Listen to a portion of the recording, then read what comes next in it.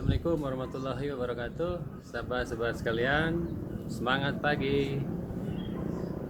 Tadi siang saya berdiskusi dengan seorang netizen dan berdiskusi tentang kebenaran kitab suci.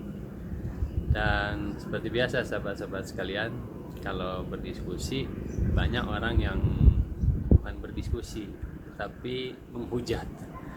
Nah, sahabat-sahabat sekalian, dalam berdiskusi itu tidak boleh menghujat, gitu.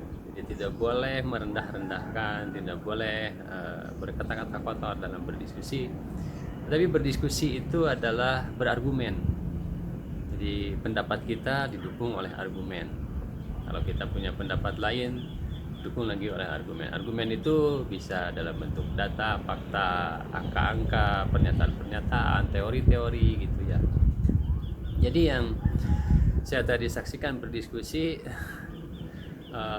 menyerang, menghujat, dan kitab suci ini isinya bohong, kitab suci ini isinya penipuan dan sebagainya. Itu bukan diskusi sahabat-sahabat sekalian.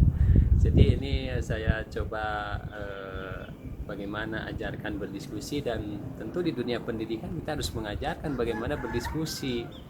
Jadi berdiskusi tidak boleh menyerang kepada objek dengan kata-kata kasar menjadi bully gitu ya. Jadi berdiskusi itu ya harus berargumen. Nah, contoh kitab suci itu ada yang mengatakan bahwa ini kitab suci bohong, itu kitab suci benar. Itu kan kesimpulan-kesimpulan yang tidak akan menjadi ilmu pengetahuan bagi siapapun gitu kalau mengatakan berdiskusinya seperti itu. Jadi berdiskusi itu harus begini, bahwa argumen-argumen apa yang akan diajukan, bahwa apa yang kita sampaikan, apa yang kita kemukakan itu adalah memahami, memiliki pemenuhan unsur kebenaran. Kan sesuatu yang benar itu biasanya satu ada bukti, kemudian ada teori gitu. Kalau teori kan pakai logika gitu, kalau bukti pakai fakta. Nah, biasanya orang kalau fakta, misalnya dalam ilmu sejarah menggunakan fakta, misalkan bahwa Majapahit itu runtuh abad ke-14, ada faktanya gitu. Jadi ditafsir dari fakta. Nah, sekarang bagaimana kitab suci itu membenarkannya? Apakah kitab suci bisa membenarkan dengan menggunakan pembenaran sejarah begitu? Nah, tidak menutup kemungkinan kitab suci itu dianggap benar juga menggunakan pendekatan historis, tetapi itu tidak menjamin kebenaran itu menjadi satu absolut kepastian. Kenapa? Karena dalam ilmu sejarah pun, sejarah itu ditulis berdasarkan ingatan, berdasarkan kesan, berdasarkan kultur memori yang dimiliki oleh si penafsir atau si penulis sejarah.